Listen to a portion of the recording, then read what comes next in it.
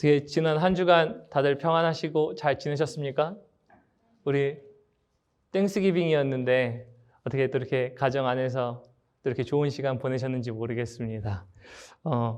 그냥 별다른 거 없이 사실 한 주 만에 만났는데도 불구하고 굉장히 또 오랜만에 만난 느낌인 것 같아요. 중간에 이렇게 땡스기빙이 있어서 그랬는지 모르겠지만 어쨌든 너무 감사하고 또 즐겁고 또 만나 뵙게 돼서 너무 고맙습니다. 우리 함께 오늘 하나님의 말씀을 좀 나눠보도록 하겠습니다. 오늘 본문 말씀은요, 마태복음 13장 44절부터 58절까지 무엇을 사고 있는가라는 말씀의 제목으로 함께 하나님의 말씀으로 은혜를 좀 나누고자 합니다. 본문 말씀 먼저 함께 봉독하도록 하겠습니다. 제가 44절부터 58절까지 대신 봉독해 드리도록 하겠습니다. 44절입니다. 천국은 마치 밭의 감추인 보화와 같으니 사람이 이를 발견한 후 숨겨두고 기뻐하며 돌아가서 자기의 소유를 다 팔아 그 밭을 사느니라. 또 천국은 마치 좋은 진주를 구하는 장사와 같으니 극히 값진 진주 하나를 발견하며 가서 자기의 소유를 다 팔아 그 진주를 사느니라. 또 천국은 마치 바다에 치고 각종 물고기를 모는 그물과 같으니 그물에 가득함에 물가로 끌어내고 앉아서 좋은 것은 그릇에 담고 못된 것은 내버리느니라. 세상 끝에도 이러하리라. 전사들이 와서 의인 중에서 악인을 갈라내어 불못불에 던져 넣으리니 거기서 울며 이를 갈리라. 이 모든 것을 깨달았느냐 하시니 대답하되 그러하오이다.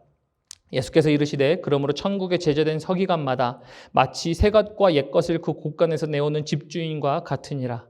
예수께서 이 모든 비유를 마치신 후에 그곳을 떠나서 고향으로 돌아가사 그들의 회당에서 가르치시니 그들이 놀라 이르되 이 사람의 이 지혜와 이런 능력이 어디서 났느냐? 이는 그 목수의 아들이 아니냐? 그 어머니는 마리아, 그 사람들은 야고보, 요셉, 시몬, 유다라 하지 않느냐? 그 누이들은 다 우리와 함께 있지 아니하냐? 그런즉 이 사람의 이 모든 것이 어디서 났느냐 하고 예수를 배척한지라. 예수께서 그들에게 말씀하시되 선지자가 자기 고향과 자기 집 외에서는 존경을 받지 않음이 없느니라 하시고 그들이 믿지 않음으로 말미암아 거기서 많은 능력을 행하지 아니하시니라. 아멘. 우리 하나님의 말씀이었습니다. 오늘 말씀을 시작하면서요, 책 하나를 좀 소개시켜드리면서 한번 말씀을 시작해보고 싶습니다. 그 책을 쓴 사람은요, 다니엘 핑크라는 한 사람이 있는데요. 그 한 사람이요, 쓴 책 중에 제목이 이렇습니다. 파는 것이 인간이다라는 제목이 있습니다. 파는 것이 인간이래요. 그러면서 그 뒤에 부제를 이렇게 설명해 놓습니다. 부제를 누구나 세일즈하는 시대에 당신도 지금 무언가를 팔고 있다라고 얘기합니다. 사람이 무엇인가를 팔고 있다라는 얘기를 하고 싶은 이 책입니다. 이 책을 보면서요, 저는 인간의 마음과 그 생리에 대해서 굉장히 잘 나타나 있다라는 생각을 좀 해보았는데요. 그 이유는요, 저와 여러분들 모두가 지금 무엇인가는 다 사고 팔고 있다는 거예요. 사람이란 존재는 무엇을 사기도 하고 무엇을 팔기도 한다는 겁니다. 세일즈에 빗대서. 그러면서 이 책의 그 이유를 이렇게 설명해 놨습니다. 그 책의 내용을 좀 인용해서 들려드리면 이렇게 되어 있습니다. 타인의 마음을 움직이는 모든 일은 세일즈다. 우리 중 대다수는 본인도 인지하지 못하는 사이 세일즈를 하고 있다. 세일즈라는 말에 사람들은 강요하는 혹은 진실성 없는 지나치게 상냥한 아니면 거짓된 것과 같은 부정적인 단어를 우리는 연상하기 마련이다. 그런데 그런 세일즈를 나도 모르게 우리는 하고 있다라는 것이다. 예를 들어서 아이에게 숙제를 해놓으라고 당부하는 것, 내 아이디어가 채택되도록 열성으로 프레젠테이션을 하는 것, 모두 세일즈에 해당된다. 여러분은 자신이 가진 자원과 재능, 아이디어를 통해 다른 사람으로 하여금 당신이 제안하는 어떤 것을 취하도록 설득하고 이유를 납득시키며 의사결정에 영향을 미치고 있다라고 얘기합니다. 이 이야기에 근거하면 우리 성도님들 모두 다 세일즈를 하고 계시지 않습니까? 자녀들에게 숙제해, 공부해, 밥 먹어부터 시작해서 남편에게, 아내에게, 부모님에게 아니면 우리 주변 지인들에게 우리는 결국은 무엇인가를 사게 하고 무엇을 팔고 있다라는 것을 말씀드리고 싶은 것입니다. 그래서 이것을 통해서 지금 이야기하고자 하는 것을 다 모든 사람들은 다 팔고 있다. 그래서 파는 것이 인간이다라는 제목을 정해놨는데요. 여기서 그래서 궁극적으로 얘기하는 이 세일즈는 무엇이냐면 그냥 물건을 파는 게 세일즈가 아니죠. 마음을 움직이는 게 지금 세일즈다라고 이야기를 하고 있는 것입니다. 그래서 이런 걸 생각해 보면요. 저희는 항상 이런 것 같아요. 누군가에게도 세일즈를 하고 있지만 그러나 우리도 알게 모르게 세일즈를 당하고 있다라는 생각입니다. 아마 우리 성도님들도 이렇게 세일즈를 당하고 계실 겁니다. 이것을 우리 성도님들의 삶에 대입해 보면요. 좀 이런 겁니다. 마음을 움직이는 게 세일즈라고 했기 때문에 이것을 성도님들의 삶에 대입했을 때 우리 성도님들의 마음은 요즘에 무엇을 팔고 계시고 무엇을 사고 계십니까? 그래서 오늘 본문 말씀의 제목을 무엇을 사고 있는가라고 정해본 겁니다. 요즘 성도님들의 마음 분명히 무엇인가를 알게 모르게 산다라는 거예요. 다른 사람들이 이 어떤 것들을 소개시켜주면서 이거 굉장히 좋아, 이 제품 한번 써봐 이렇게 했을 때 거기에 혹하면 저희가 마음이 움직여서 사게 되죠. 마찬가지예요. 우리 마음이 분명히 세일즈를 하거나 당하고 있다라는 것입니다. 그리고 또 여기서 또 한 가지 얻을 수 있는 교훈은 무엇이냐면요. 사람의 마음은 움직일 수 있다는 것입니다. 사람의 마음은 움직여요. 그래서 우리 성도님들의 마음은 움직일 수 있어요. 어떤 물건을 살 때 고민을 막 많이 합니다. 근데 옆에 있는 사람이 갑자기 세일즈맨이 왔다가 세일즈맨이 안 될 것 같으니까 매니저를 불러요. 매니저를 불러가지고 매니저 특별 가격으로 줄게 그러면 이제 그때 다시 또 고민할 수 있어요. 지금 그런 상황들을 생각해 보면 사람의 마음은 움직일 수 있다라는 것입니다. 근데 사람과 사람의 마음을 움직이듯이 저희가 어떤 물건만을 파는 것뿐만 아니라 그 사람의 어떤 결정 과정에 개입하기 위해서 마음을 움직이듯이 사실은 하나님도 우리의 마음을 사고 계세요. 우리의 마음을 움직이고자 하셨습니다. 그래서 하나님은요, 하나님의 백성이 그 마음 속에 하나님의 나라를 사도록 하셨습니다. 하나님의 나라를 다시 한번 마음을 다해 살 수 있도록 하는 것이 하나님의 뜻이었고요. 그래서 그것을 위해서 하나님은요, 방문 판매를 하신 거예요.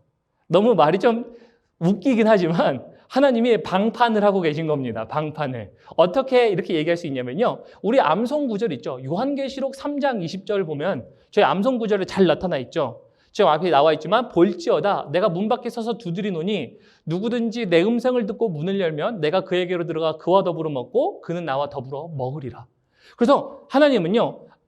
지금 하나님의 백성의 마음이 하나님의 나라를 사기를 원하셨어요. 그리고 그 마음이 움직이기를 원하셨어요. 그래서 노크하고 계신 거예요. 사람의 문을 노크하고 계신 겁니다. 근데 재밌는 것이요. 이런 거예요. 사람이 굉장히 연약한 존재라고 얘기하잖아요. 제가 다들. 사람이 얼마나 연약한 존재인가 하면 한낱 가벼운 병으로도 죽는 것들.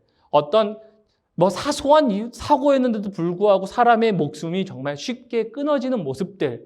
그렇게 제가 보지 않습니까? 특별히 코로나 시대에 보면서 제가 정말 알게 모르게 있었던 이러한 바이러스들이 한번 발병하고 나니까 사람들이 많이 죽는 것을 보면서 사람이 정말 연약한 존재다라고 얘기하죠.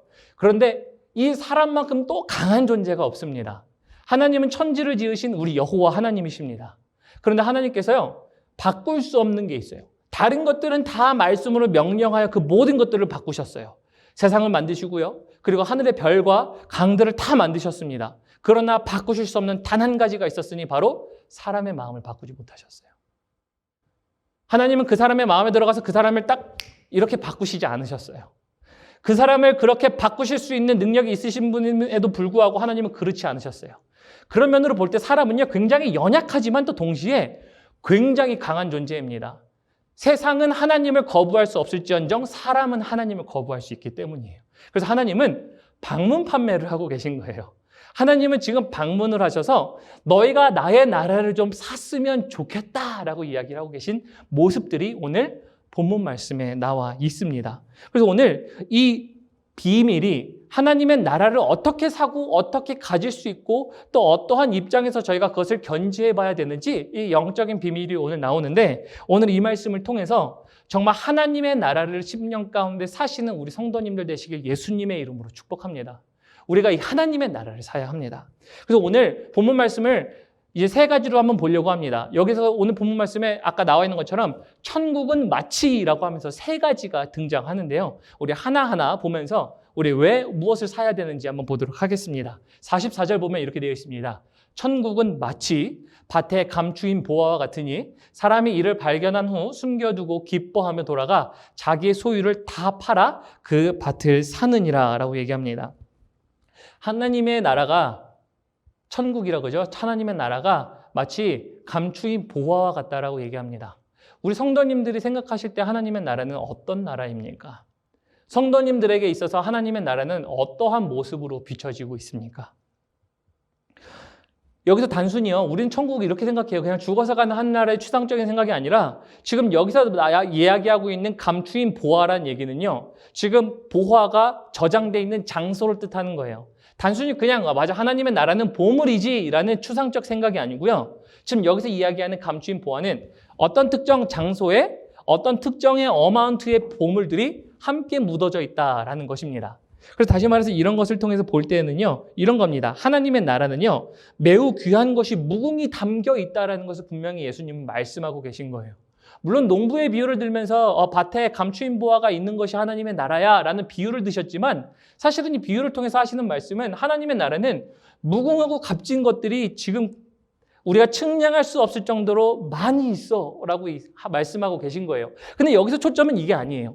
여기서 초점은 이게 굉장히 많이 있단다, 갖고 싶지 라는 이런 얘기를 하는 것이 아니고요. 그것을 깨달은 자들에 대해 얘기하는 겁니다. 그 깨달은 자들은 어떠한 삶을 살아가냐면 제가 뒤에 빨간 줄 그어놨죠. 자기의 소유를 다 팔아서 사는 행동을 하는 겁니다. 다시 말하면 오늘 말씀과 연결시키면 이런 거죠. 예수님이 지금 제가 하나님의 나라를 지금 사도록 만든다고 하신다라고 이 말씀을 통해서 말씀하고 계시다라고 말씀드렸잖아요. 그래서 하나님은요, 하나님의 백성들이 하나님의 나라를 사기를 원하셨어요. 사라고 말씀하셨어요. 사라고 말씀하시고 나서 이제 그것을 통해서 마음을 샀을 때 사람들에게는 어떤 반응이 나타나야 되냐면 바로 이거와 같은 반응입니다. 44절에 나와 있는 것처럼 자기의 소유를 다 팔아 그 밭을 사는 행동들이 나타나야 돼요. 오늘 이거를 다시 또 세일즈와 연결해 보면요, 자신이 가진 자원과 재능을 통하여 어떤 것을 취하고 설득하고자 하는 인생의 총체적인 모든 행동들이 사실은 나타나야 돼요. 누가요? 하나님의 백성이라는 사람이 하나님의 나라를 소망한다면 그 마음 가운데 하나님의 나라를 샀으므로 그것에 대한 행동들이 이렇게 나타나야 된다라는 것입니다. 그런데 이것이 왜 중요하냐면요, 가치에 대한 증명이 되거든요. 우리 다음 말씀을 보면요, 우리 45절에 보면 또 나타나요.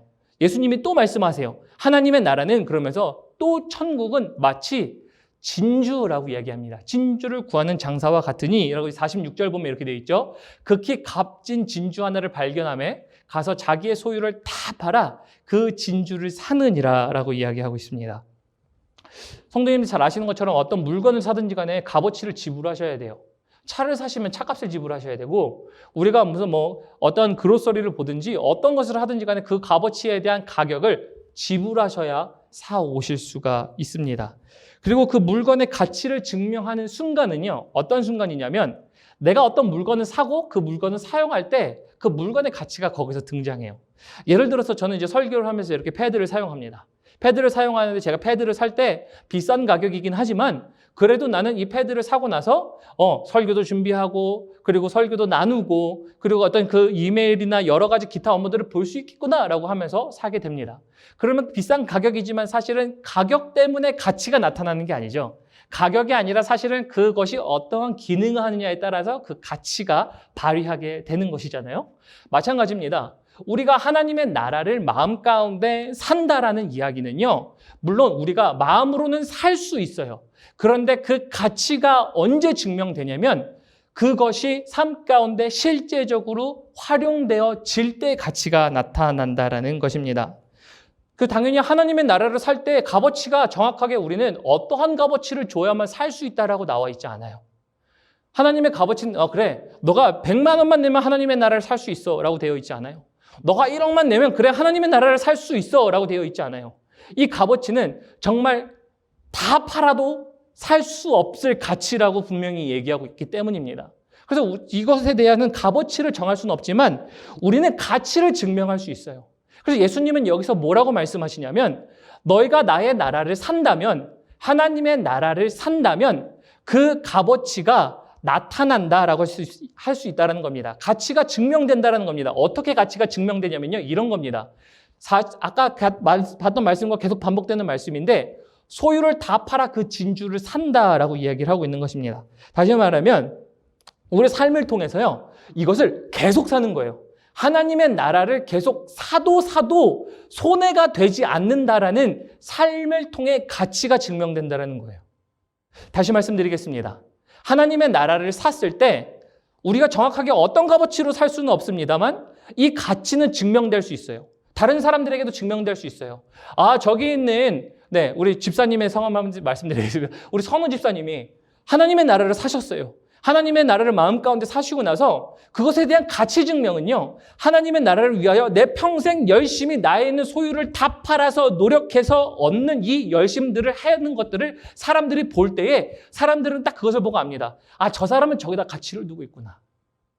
저 사람의 가치는 저기서 이렇게 보여지고 있구나라는 것들이 나타납니다. 저는 이것을 통해서 무엇을 말씀드리고 싶냐면요. 이런 겁니다. 우리 성도님들 하나님 나라의 백성으로 부름을 받은 성도님들이시잖아요. 예수 그리스도의 제자로 부름을 받은 사람들이잖아요. 그럼 예수님께서는 분명히 나의 나라를 너희가 살아라고 말씀하시고 저희는 이미 암묵적으로 동의하고 있습니다. 우리 마음 안에는 하나님의 나라를 우리 안에 샀다. 가치 증명을 어떻게 하셔야 되겠습니까? 삶을 통해 가치 증명하셔야 돼요. 평생이라는 삶을 통해 나의 모든 것들을 투자해서 하나님의 나라를 사겠다라는 가치 증명이 나타나야 된다는 거예요. 이게 정말 산 사람이에요. 근데 만약에 물건을 사지 않은 사람은요, 가치 증명을 못해요. 삶 가운데 나타나지 않잖아요. 정말로 사지 않은 사람은요, 가치 증명이 될 수가 없어요. 이것을 크리스천의 삶으로 다시 갖고 오면 우리 마음 가운데 하나님의 나라를 정말 샀다, 안 샀다라는 하나님의 나라의 가치 증명이 어떻게 나타나냐면 성도님들의 삶 가운데서 하나님의 나라를 평생을 들여 다 팔아 그 값진 진주와 보화를 사기 위해 열심히 노력하는 모습이 나타나지 않으면 그 가치가 증명되지 않고 결국은 마음 가운데 사지 않았다라고 얘기될 수밖에 없습니다. 지금 이게 주님이 말씀하시는 거예요.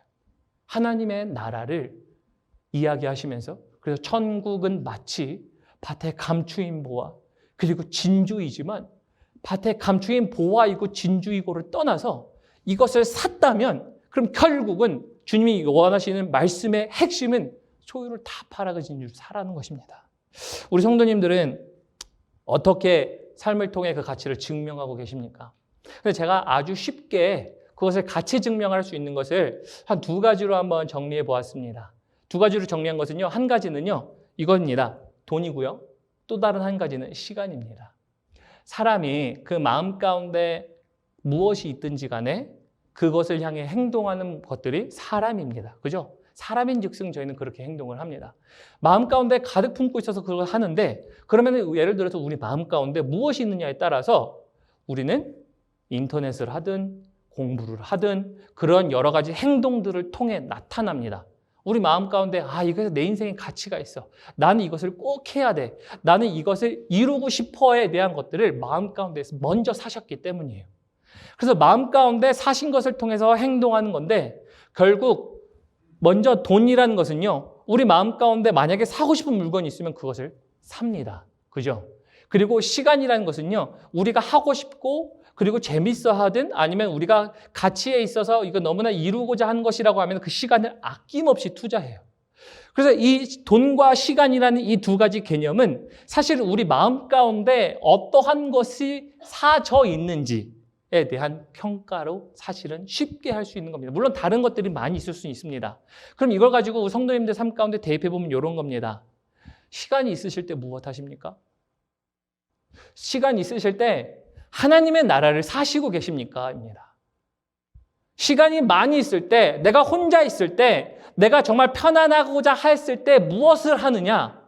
그것이 마음 가운데 나는 무엇을 사고 있다는 것들을 증명해 주는 겁니다. 우리는 무엇에 돈을 쓰고 계십니까?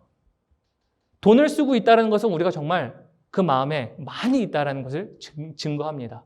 우리가 마음이 가지 않는데 돈을 쓰는 사람은 아무도 없습니다. 마음이 안 가는데 거기서 그래도 마음이 안 가지만 속냄새 치고 사지 뭐 하면서 피해를 보려고 자처하시는 분들 어디 있으세요? 물론 관계를 통해서 관계를 더 좋게 하려면 그렇게 하겠지라는 어떤 이런 이해적인 생각을 하고 계신다면 뭐 이해할 수는 있습니다만 누가 피해를 자처하면서 돈을 거기다 쓰시겠습니까? 이 두 가지를 통해 볼 때 우리의 마음은 무엇을 사고 있는가가 사실은 잘 나타나고 있는 것입니다. 그래서 우리 성도님들 마음에 무엇을 사고 계십니까? 우리 무엇을 사고 계십니까? 우리가 사야 될 것은 하나님의 나라인 줄 압니다. 자, 그 다음에 이제 또 세 번째, 천국은 마치라고 하면서 또 다음 설명을 예수님이 말씀하십니다. 또 천국은 마치 바다에 치고 각종 물고기를 모는 그물과 같으니 48절 그물에 가득함에 물가로 끌어내고 앉아서 좋은 것은 그릇에 담고 못된 것은 내버리느니라 라고 얘기합니다. 그래서 예수님은요, 이제 이 그물이라는 것을 통해서 하나님 나라에 대한 가치를 지금 이렇게 말씀하세요. 속성을 말씀하세요. 하나님의 나라는 누구든지 살 수 있어. 하나님의 나라라는 그물 속에는 어떤 물고기도 사실은 다 들어올 수 있어. 모든 사람들이 사실은 들어올 수 있거든. 그런데 누구나 다 살 수 있는 그 나라이지만 사실은 그렇다고 해서 모두가 다 들어가는 나라가 아니야 라는 말씀을 48절에 하고 계신 거예요. 그러면서 49절에 이렇게 얘기합니다. 세상 끝에도 이러하리라. 천사들이 와서 의인 중에 악인을 갈라내어 풀무불에 던져 넣으리니 거기서 울며 이를 갈리라. 그래서 여기서 말하는 49절에 나와 있는 지금 이 악인들이 있잖아요. 그래서 지금 의인과 악인들이라고 얘기하지만 사실은 의인과 악인들을 구분짓는 것은요, 문맥상으로 단 한 가지예요. 아까 제가 계속 강조했죠. 하나님의 나라를 샀을 때 무엇이요? 삶 가운데 자기의 모든 것을 다 팔아 그것을 사는 행위를 하지 않은 사람을 하나님은 문맥 가운데 악인이라고 말씀하고 계신 거예요. 그러나 반면에 삶 가운데 하나님의 나라를 평생에 힘을 다해 하나님의 나라를 사는 사람을 하나님이 이렇게 말씀하시는 거예요. 그가 의인이라. 그리고 그가 뭐라고요? 하나님의 나라에 들어올 자격이 있는 사람이다라고 주님은 정확하게 말씀하고 계신 겁니다. 그래서 여기서 문제는요, 이런 거예요. 성도님들 한가운데서 하나님의 나라를 내가 샀다 안 샀다의 문제가 아니에요. 물론 사는 게 순차적으로는 중요합니다만 하나님의 나라는 모든 사람이 살 수 있어요. 그러나 하나님의 나라를 아무리 마음 가운데 샀다라고 해서 삶의 가치로 증명한 사람들은 없어요.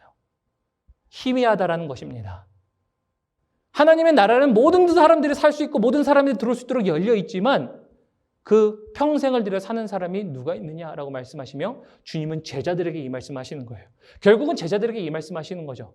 너희는 나의 나라를 평생을 위하여 살겠느냐라고 말씀하고 계세요.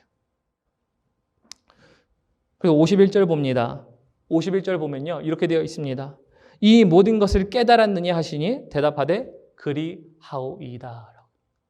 저는 이 말씀에서 잠시 멈춰갈 수밖에 없을 것 같습니다. 51절에 보면 이 말씀을 통해서 예수님이 다시 한번 말씀하고 계세요. 저희들에게 너희는 이 말씀을 깨달았느냐. 사실 이 말씀을 들으면서 저도 제가 말씀을 준비하면서도 하나님, 제가 과연 하나님의 나라를 평생을 다해 샀습니까?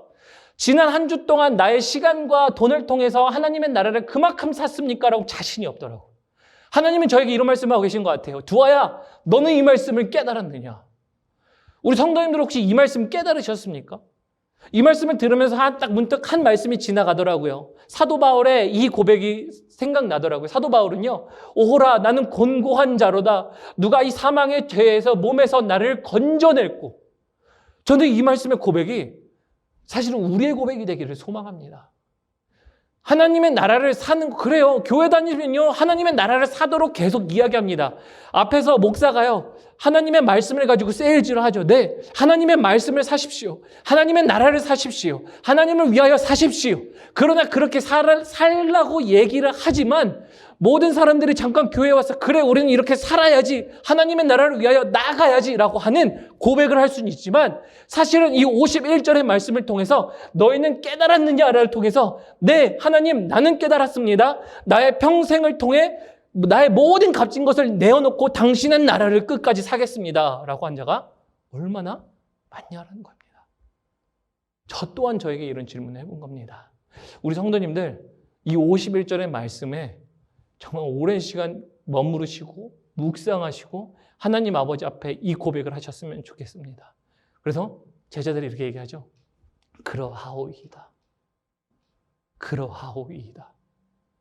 저는 이 그러하오이다가요, 개인적으로 이렇게 생각됩니다. 예수님이 말씀해 주실 때마다 깨닫는 제자들이었던 거예요.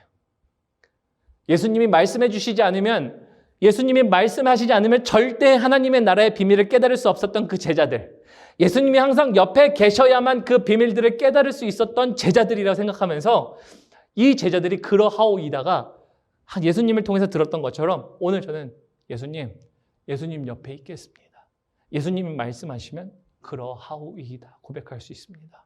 주님, 나와 함께 하십시오. 라는 고백을 하게 됐던 시간이었습니다. 우리 성도님들, 이런 고백을 하시는 성도님들이 되시길 예수님의 이름으로 축복합니다. 52절 봅니다. 예수께서 이르시되 그러므로 천국에 제자된 서기관마다 마치 새 것과 옛 것을 그 곳간에서 내오는 집 주인과 같으니라 라고 얘기했죠. 그래서 52절 사실은 똑같은 말의 반복이에요. 예수님이. 지금 천국의 서기관들이 뭐라고 얘기하죠? 천국에 제자된 사람들은 옛 것과 새 것을 곳간에서 갖고 온다는 얘기입니다. 다시 말하면 예전에 꽁꽁 감추고 정말 좋게 쌓아두었던 물건들, 좋은 것들, 새로 갖게 됐던 건 모든 것들, 하늘을 다 좋은 것들을 끄집어 내어가지고 주님께 갖고 오는 겁니다. 주님께 갖고 와서 주님께 드리는 거예요. 그러면서 하나님의 나라를 사는 사람과 같다라는 표현을 사실은 똑같이 하는 겁니다. 52절, 주님은 분명히 똑같은 말씀하고 계세요. 모든 것들을 내어 갖고 오는 집주인과 같다라고 말씀하십니다. 그래서 자신의 곳간에 있는 모든 좋은 것들을 내어다가 자신이 발견한 어떠한 값으로도 살 수 없는 귀한 하나님의 나라를 사는 거예요.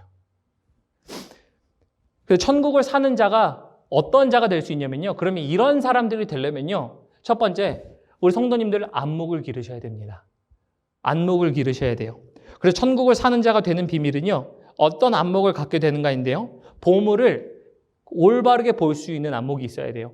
근데 그 보물이 어떤 보물이냐면 내 창고에 있는 저 보물들보다 하나님의 나라라는 이 보물을 발견했을 때 어떤 보물이 더 좋은지에 대한 고를 수 있는 안목이 필요하다는 겁니다. 하나님 나라의 보물을 볼 수 있는 안목이 필요하다는 거예요. 우리 53절 보도록 합니다. 우리 53절에 보면요. 이렇게 말씀하세요. 예수께서 이 모든 비유를 마치시고 후에 그곳을 떠나서 54절 고향으로 돌아가사 그들의 회당에서 가르치시니 그들이 놀라 이르되 이 사람의 이 지혜와 이런 능력이 어디서 났느냐. 그래서 이 사람들이 물어보죠. 이 지혜와 이 능력 도대체 이 사람 어디서 났냐. 이 사람 이렇게 얘기하는 거 절대 좀 비범하지가 않다. 와, 정말 이 사람 어떻게 이렇게 했지? 라고 생각합니다. 이런 생각까지는 좋은데 55절에 보면 이렇게 되어 있습니다. 이는 그 목수의 아들이 아니냐. 그 어머니는 마리아, 그 형제들은 야고보, 요셉, 시몬, 유다라고 하지 않느냐. 56절, 그 누이들은 우리와 함께 있지 아니하냐? 그런즉 이 사람의 모든 것이 어디서 났느냐 하고라고 얘기하죠. 그럼 이것을 통해서 지금 이 사람들이 봤었던 안목은 무엇인가 하면요. 다른 안목이 아니라 예수님을 보는 안목이 출생이었고요. 학벌이었고 그리고 인맥 등에서 보았어요. 아, 저 사람은 옆에서 보니까 이 사람과 이 사람 아는 사람이네. 근데 이 사람 얘기를 들어보니까 이 사람 별 볼 일 없는 사람이야. 그리고 이 사람 배운 거 없는 사람이네. 이 사람 배운 거 없는 사람이니까 이 사람이 얘기하는 거 가치가 없어 라고 얘기하는 겁니다.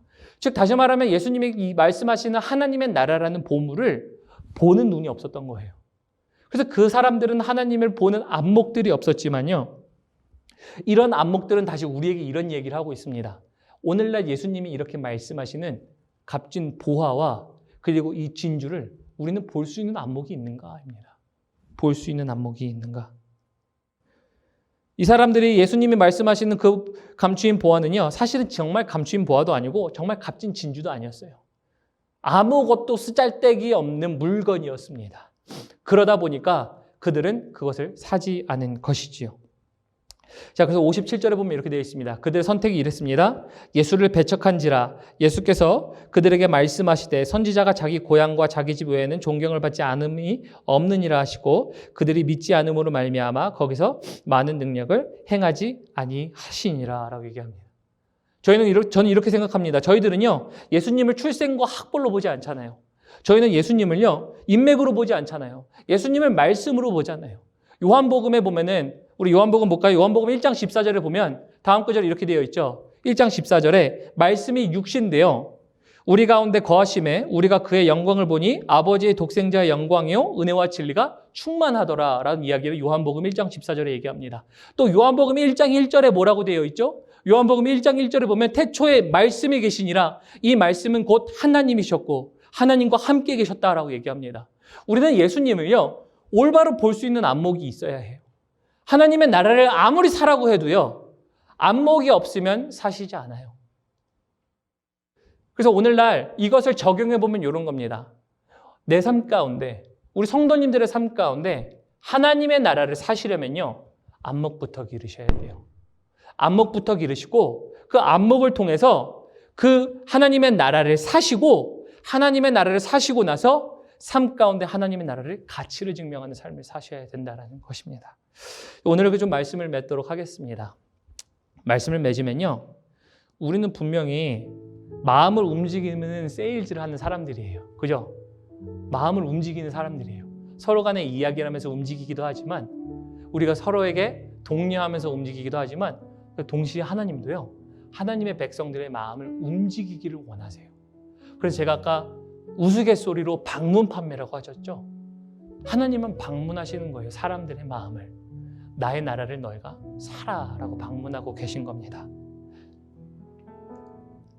하나님 역시 하나님 나라의 백성들이 하나님 나라를 사기를 원하셨고요.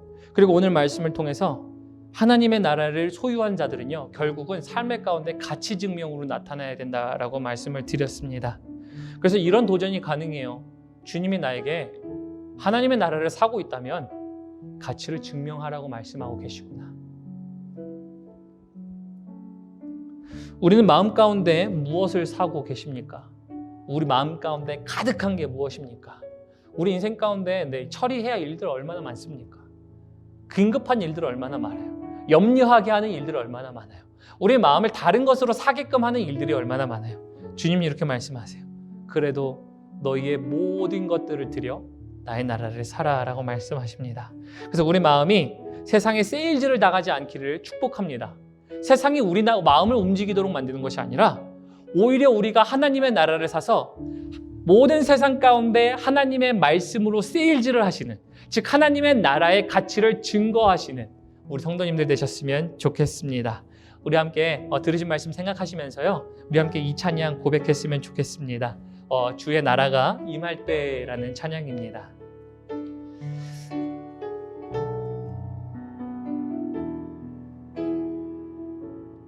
주의 나라가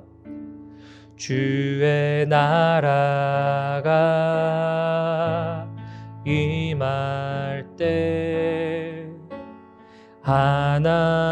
하나님 임재하실 때 예배가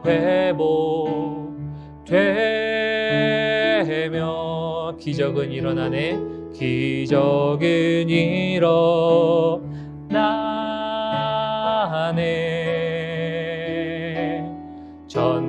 전능하신 주 영원하신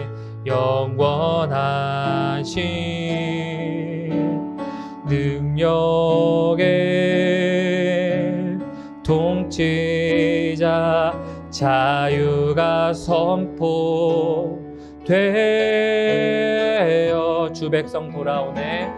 주 백성 돌아오네. 하나님 나라 임하소서. 하나님 나라 임하소서.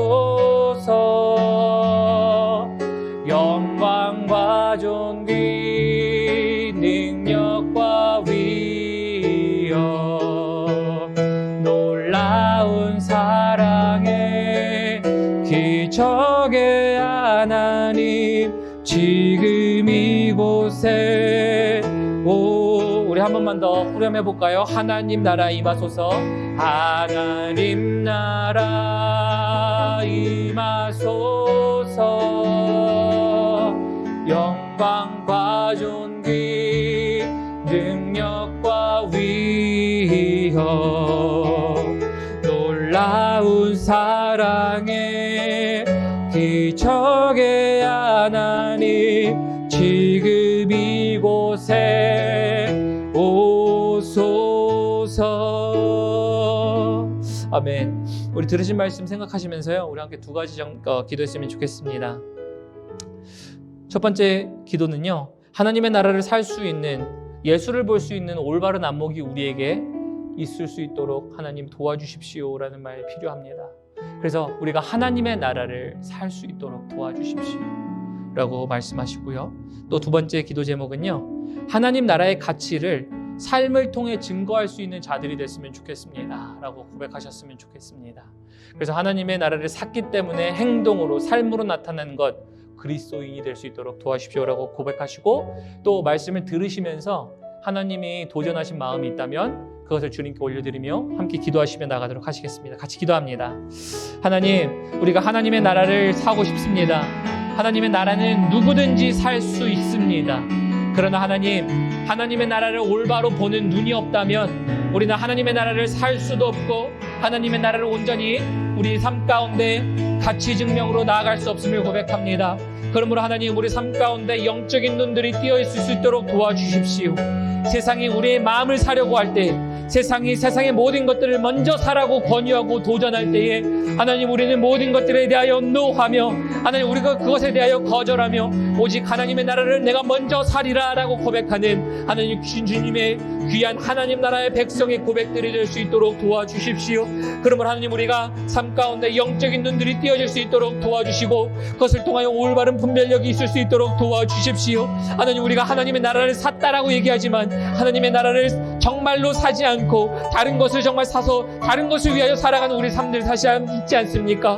하나님, 그런 것도 우리가 다시 한번 되돌이키게 하시고 그것을 통하여 하나님의 나라를 위하여 전심전력하며 하나님의 나라를 끝까지 사는 하나님 저희가 될 수 있도록 도와주십시오. 그러므로 하나님의 나라의 가치를 삶을 통해 증거할 수 있도록 하나님, 우리가 삶 가운데 드려야 할 가장 귀한 것들 무엇이 있습니까? 시간입니까? 돈입니까? 관계입니까? 물질입니까? 하나님, 여러 가지 모든 항목들을 통하여 하나님, 저희가 가장 드릴 수 있는 최선의 것, 우리 삶 가운데 곳간 가운데 가장 귀한 것들을 주님 아버지 앞에 내어드리며 하나님의 나라를 사기를 작정할 때에 하나님의 나라를 온전히 살며 이 땅 가운데 누가 봐도 저 사람들은 하나님의 나라를 살아가는 사람이야 라고 이야기하는 가치를 증거하며 나타내는 하나님 백성다운 삶을 우리가 살기를 소원합니다. 그러므로 그렇게 인도하실 그 주님을 기대합니다. 주께서 붙들어 주십시오.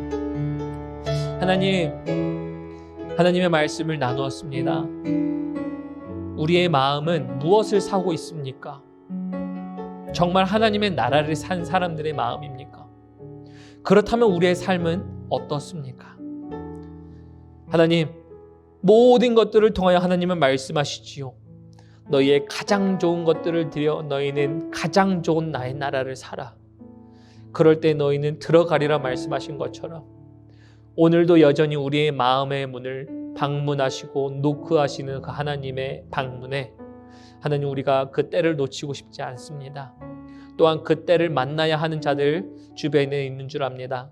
하나님, 우리의 눈이 띄어져 세상 것들의 가치를 두고 쫓아가게 하는 것이 아니라 하나님 나라의 가치를 두며 살 때에 우리 삶 가운데 더욱더 값지고 귀중한 것으로 베풀어 주시는 그 밭의 감추인 무화와 이루 말할 수 없는 그 진주처럼 우리에게 하나님 나라를 허락하여 주시고 장차 하나님 나라에 들어가 주님과 영원을 지내며 살 수 있는 우리 귀한 펠로우십 교회와 우리 모든 성도님들 될 수 있도록 주께서 축복하여 주십시오. 이 모든 말씀 살아계신 예수님의 이름 받들어 감사하며 기도드렸습니다. 아멘. 아멘.